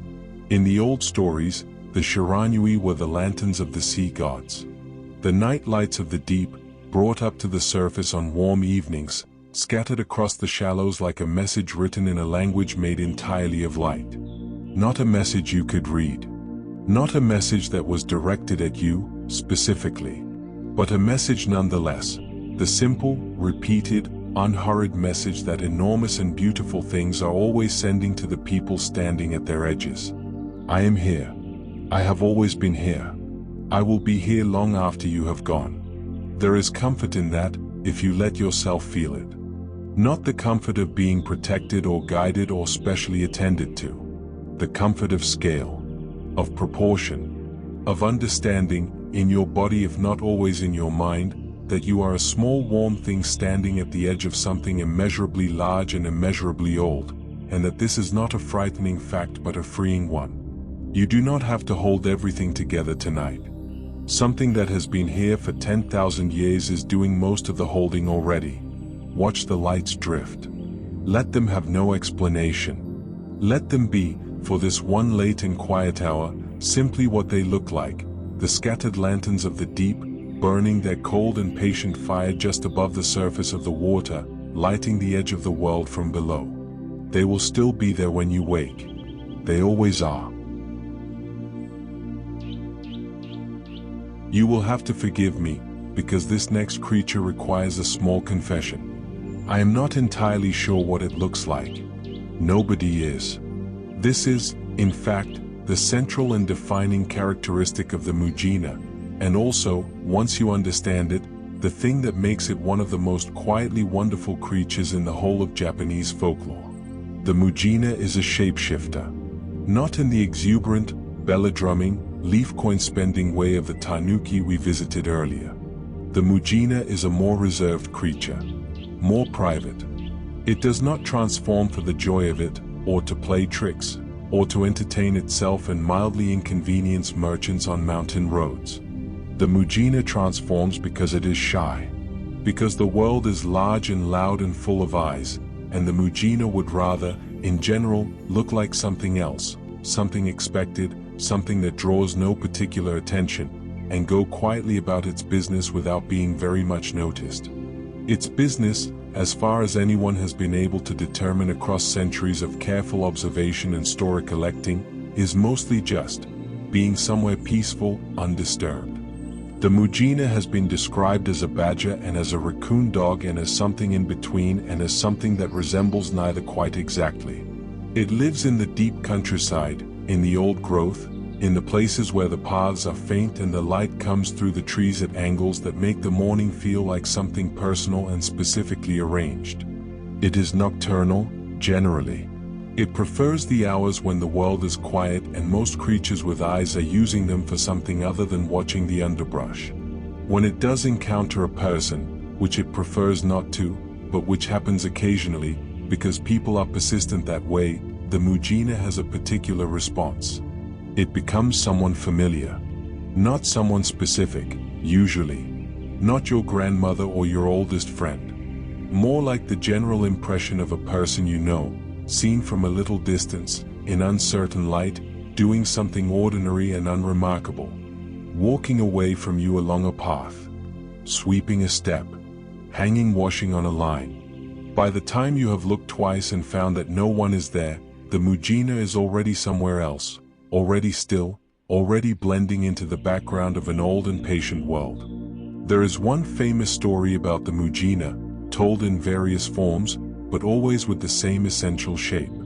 A traveler on a road at night sees a woman sitting alone, her face hidden, apparently weeping. He approaches, concerned, and asks if she is all right. The figure turns, and where a face should be, there is nothing. Smooth skin. No features. Just the unbroken curve of a face-shaped blank. The traveler runs. He runs until he reaches a lantern, a food stall, a vendor who asks what is the matter. He gasps out the story. The vendor listens. Then the vendor turns, and his face, too, is smooth and blank and entirely without feature. And then the lantern goes out. It is a wonderful story. But I want to offer you a different way of looking at it. Because I do not think the Mujina means to frighten anyone. I think the Mujina is simply startled. You have come very close, unexpectedly, and in its surprise it has done what it always does, try to become something else, but in its haste it has not quite managed the details. The face is the hardest part. The face is where the attention goes. And the Mujina, flustered and shy and not at all the sort of creature that enjoys confrontation, has simply forgotten. You can feel a little sorry for it, if you like. The traveler running away into the dark. The vendor turning to look with his unhelpful blank expression. The Mujina sitting in the resumed quiet of the empty road, alone again, relieved again, settling back into whatever peaceful invisible thing it was doing before all the commotion. Just wanting to be left in peace. There is something very relatable about that. Somewhere out there tonight, in some quiet corner of the deep countryside, something small and shy and not particularly interested in being seen is curled in the dark, breathing slowly, listening to the night with unhurried satisfaction. Perfectly happy. Perfectly alone. Perfectly at peace. Not all of the creatures of Japanese folklore are ancient. Not all of them carry the weight of centuries in their bearing, or move through the world with the slow grace of things that have seen everything and found it, on balance, acceptable. Some of them are simply young. The Hitotsume-Kozō is young. He is, by all accounts, a child, or something shaped like a child, between the ages of perhaps 7 and 10, with the shaved head of a young temple novice and the plain gray robe that novices wear and sandals that slap against the road with that particular cheerful noise that children's sandals always make, regardless of the century. He is small and round-faced and would look entirely unremarkable except for one thing. He has only one eye. It sits in the center of his face, not where you might expect a cyclops eye to sit, not monstrous or oversized, but just in the center. Dark and round and quite bright and looking at things with the frank, unembarrassed curiosity of a child who has not yet learned that staring is considered rude. He is not dangerous. This cannot be said too clearly. The Hitotsume-Kozō is emphatically, definitively, almost aggressively not dangerous. He does not lurk. He does not scheme. He does not want anything from you that you would not freely give.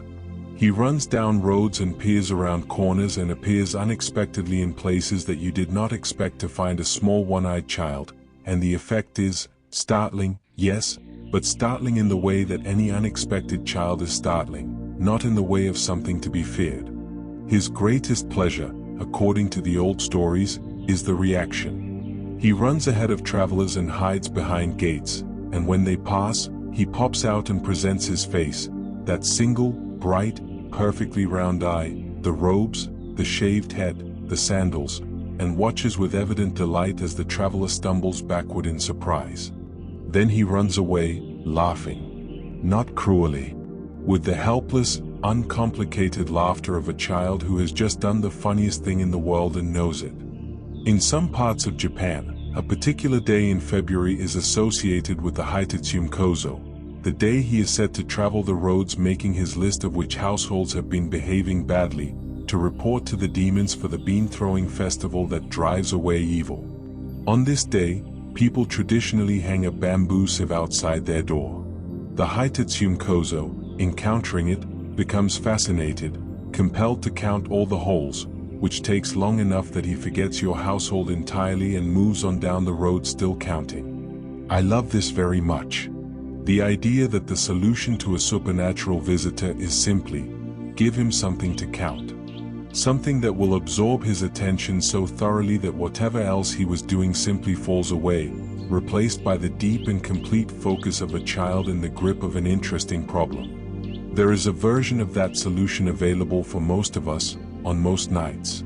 The mind that will not settle, that keeps returning to tomorrow's list and last week's regret and all the things that might still go wrong, is, in its own way, a Hitotsume-Kozō. Young, energetic, easily startled into alertness. Meaning no harm, but making a great deal of noise. Give it something to count. Your breath, perhaps. In for 4, out for 4, and again. Each breath a hole in the sieve.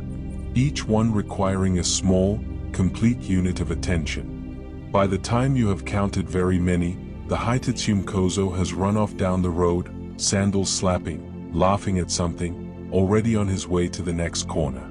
And the house is quiet again. And you are already, between one counted breath and the next, almost asleep. There are nights in winter when the snow falls in a particular way. Not the cheerful, busy snow of early evening, the fat flakes that drift down through the lamplight and settle on coat sleeves and make children press their faces to windows. This is the other kind. The late night kind. The kind that falls after midnight, when everyone sensible has been asleep for hours, in thin, perfectly silent curtains that come down so straight and fine and unvarying that they seem less like weather and more like the world being slowly and very carefully covered over. On those nights, on the stillest of those nights, there is sometimes a figure in the snow. She is tall.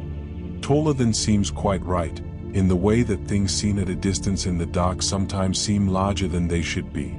Her hair is black, very black, the kind of black that is its own light source in the white of the snow. Her kimono is white, or the palest possible blue, or the precise color of the sky at the very last moment before it gives up entirely and becomes night. Her skin is the color of the snow itself. She moves without sound. Without footprints, sometimes.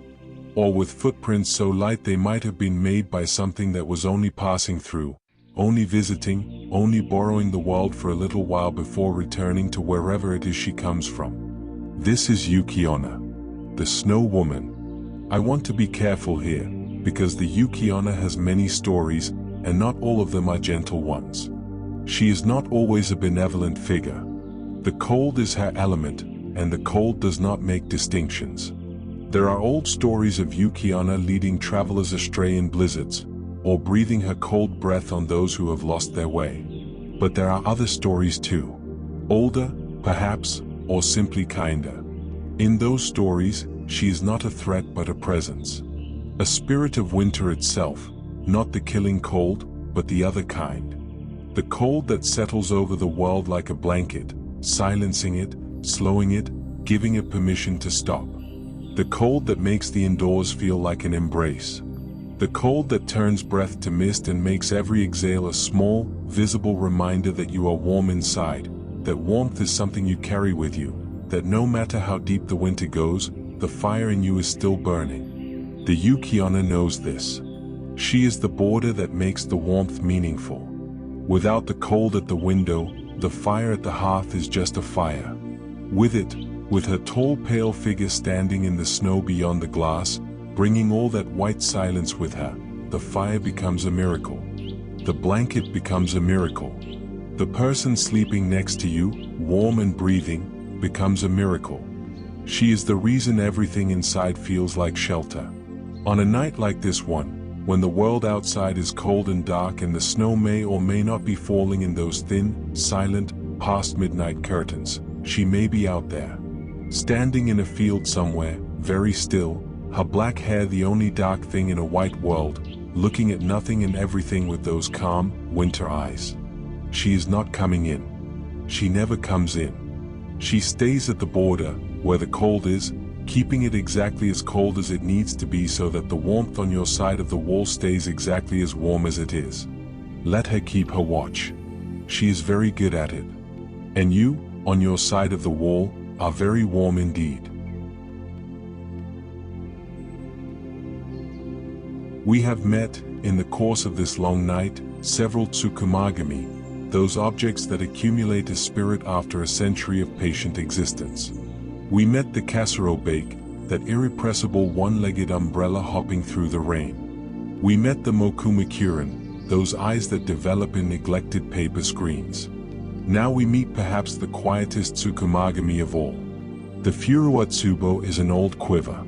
A bamboo arrow quiver, the kind that samurai and archers wore at their hip or across their back for years of practice and ceremony and the long, meditative discipline of Kyudo, the way of the bow. A quiver that has held arrows through every season of a practitioner's life. That has felt the particular handled smoothness that bamboo develops when human hands have touched it thousands of times. That has heard the whisper of arrows being drawn and knocked and released, that sound, slightly percussive at the lip of the quiver, slightly musical in the bamboo itself, more times than could be counted. And then, after all of that, after the practice and the ceremony and the long years, put away. Not discarded. Not broken. Simply put in a corner of the dojo, or hung on a wall, or stored with care in a place where it will not be disturbed. Because its owner has grown too old to practice, or has passed it to a student who uses a different quiver, or has simply reached the end of that chapter of life and set the tools of it aside with the respect that they deserve. And there it waits. For 100 years. The Furu-Utsubo, when it finally wakes, does not hop. It does not sprout legs or eyes or an expressive tongue. It simply hums.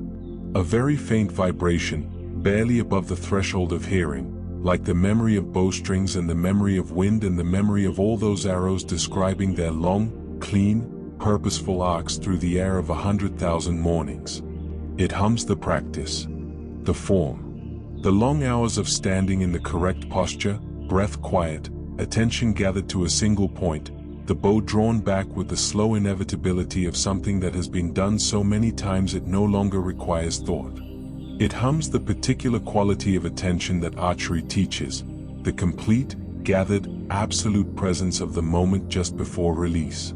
That quality of attention is, if you have ever experienced it, one of the most extraordinary sensations available to a human body. The whole world contracted to a single point. Everything else fallen away, the concerns, the lists, the running commentary of the ordinary mind, until there is only the target, the breath, the bow, the moment. And then, release. The Furu-Utsubo hums all of this, quietly, to the room it occupies. Not for any audience.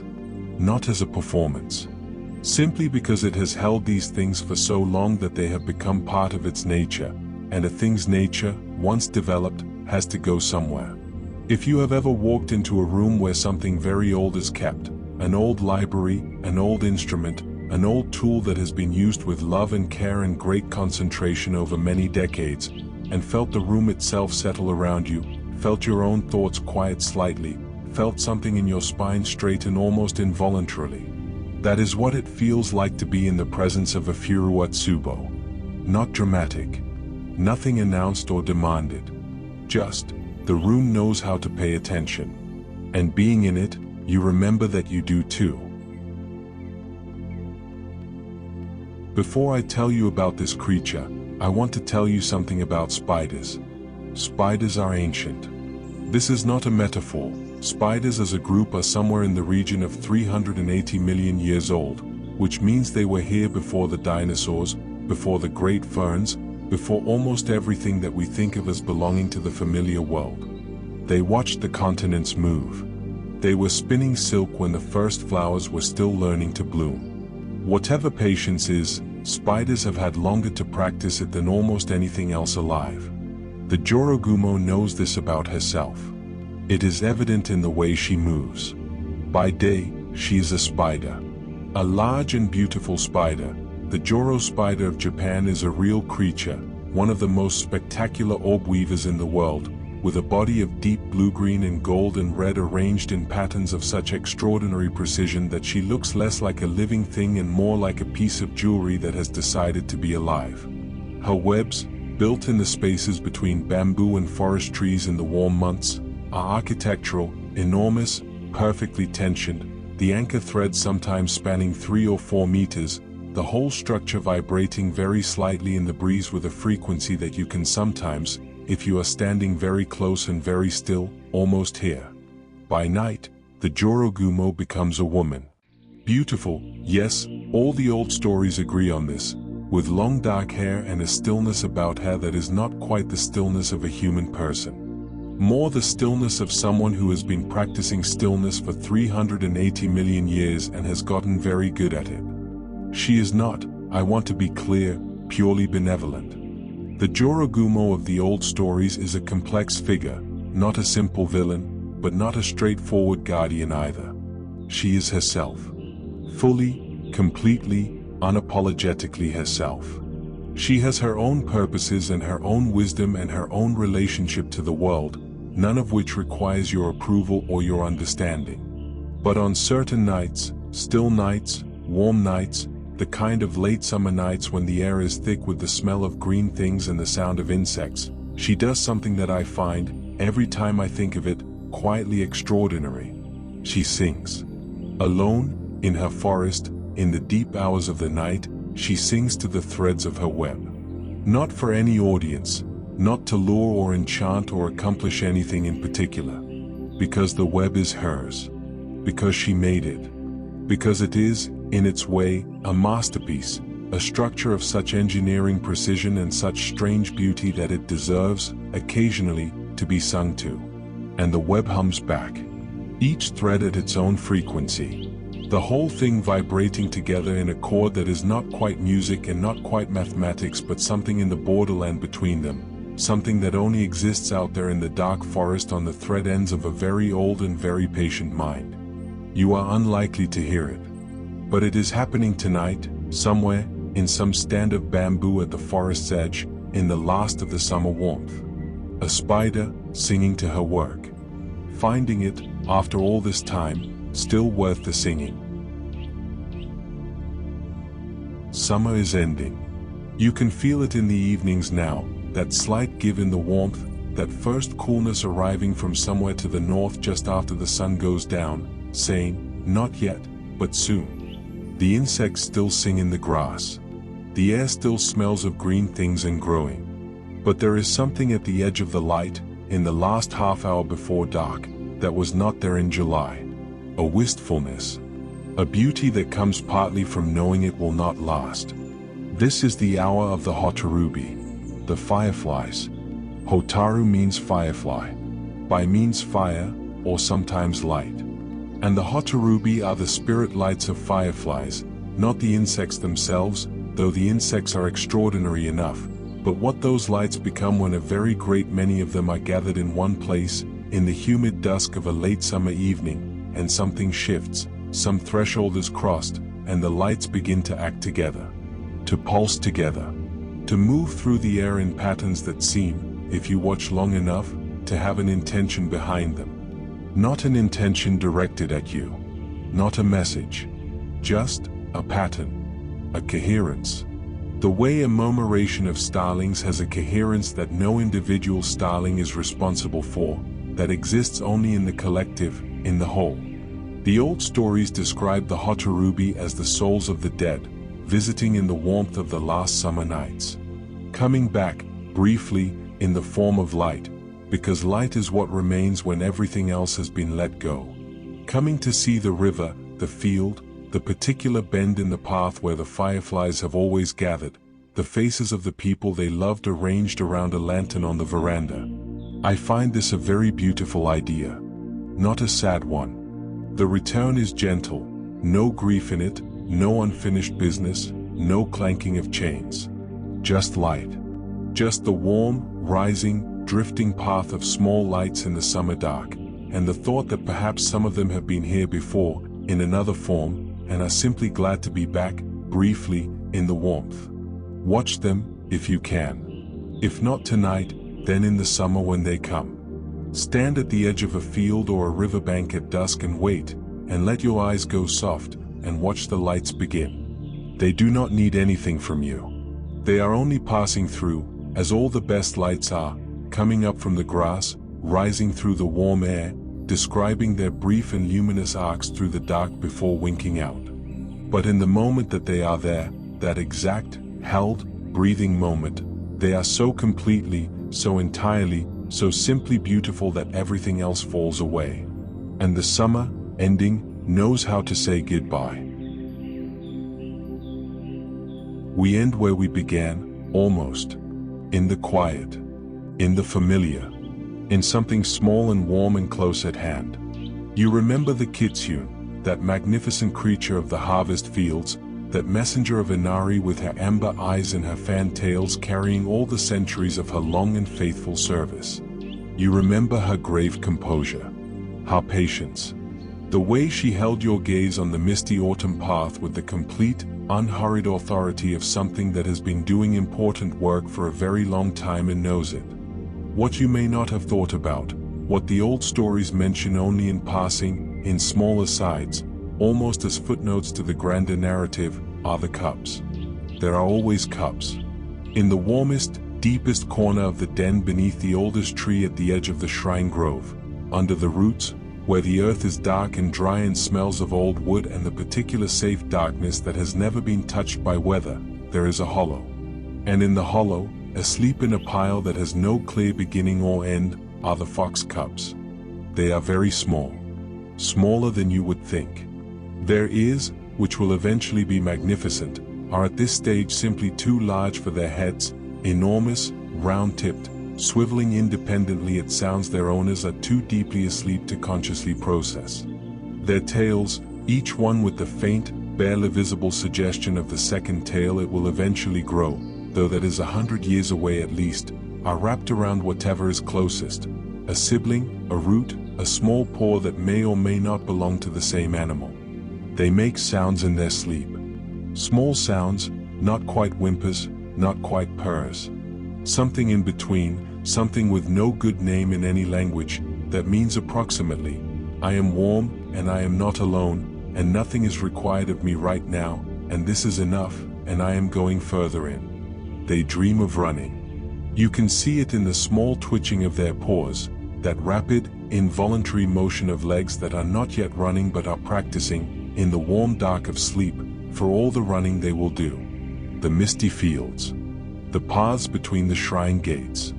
The long boundaries of the rice paddies in the early morning, when the light is silver and the air is cold and the world is so new and so quiet that each paw print in the frost seems like a decision. They don't know yet that they will be messengers. That the long centuries of faithful service are ahead of them.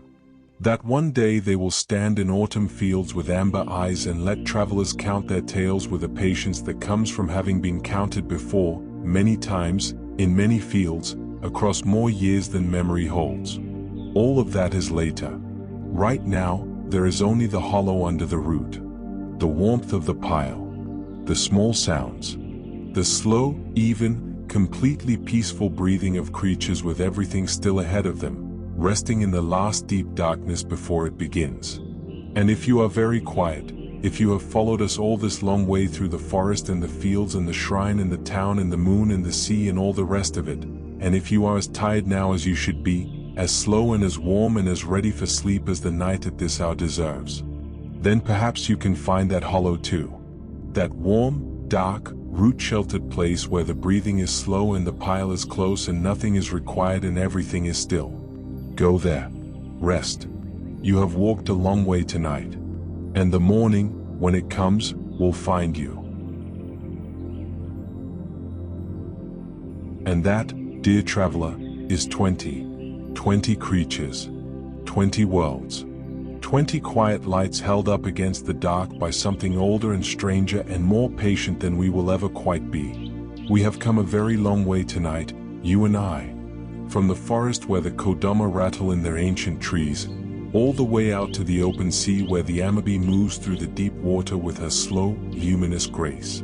We have sat at roadsides and shrine gates and in still rooms with glowing paper walls. We have watched a fox walk into the morning mist and a one-legged umbrella hop cheerfully through the rain. We have listened for the purring of an ancient cat, and felt the steady gaze of stone guardians who have never once looked away. We have stood at the water's edge and watched small lights drift without explanation across the surface of the dark. We have looked up at the moon and found a rabbit there, still working. All of these creatures are still out there, you know. That is not a figure of speech, or not entirely. The forests where the Kodama live are still standing. The shrines where the Koma-inu keep their endless vigil are still there, still tended, still attended. The fields turn gold in autumn and the foxes move through the mist at dawn, and somewhere in the deep water off the coast of an old country, something is glowing. The Nekomata is settled in a warm room, its two tails curled, its purr just below the threshold of hearing. The Zashiki-Warashi is playing its long, patient game in the quiet room, keeping the luck where the luck belongs. The Mujina is somewhere peaceful and undisturbed, content to let the world go by. The Hotarubi are drifting through the last of the summer dark, briefly and completely and simply beautiful. The world is larger and stranger and more full of quiet wonder than the daylight hours usually allow us to notice. But in the night, in these particular hours, when the ordinary business of being alive has paused for a little while, the edges of things soften, and the in-between places open, and it becomes possible to feel, however briefly, that you are not simply a small creature in an indifferent universe. That you are, in fact, quite thoroughly accompanied. By all of it. By all of them. By the whole warm, patient, whimsical, extraordinary population of things that have been sharing this world with us since long before we arrived and will be here long after we are gone, rattling their wooden heads and hopping on one leg and watching from the paper walls and drumming their round bellies and trailing light through the deep water and singing, very quietly, to the threads of their own making. Let your breathing slow now. Let the last of the day dissolve. You have been somewhere tonight. Somewhere real, in the way that the places we carry inside us are always real. And you can return to it whenever you need to the forest, to the shrine, to the field at dawn, to the sea. The door is always open. The stories are always waiting. The Kodama is in its tree. The Baku is already on its way. And somewhere out there, in the den beneath the oldest tree at the edge of the shrine grove, in the warm dark under the roots, a pile of fox cubs is breathing slowly, dreaming of running, their enormous ears twitching at sounds too quiet for the waking world to hear. They are warm. They are not alone. And somewhere above you, above the ceiling, above the roof, above the clouds, in the cold and radiant dark, the moon is full. And on its surface, small and unhurried and entirely content, a rabbit is working, making something good for you. Sleep now.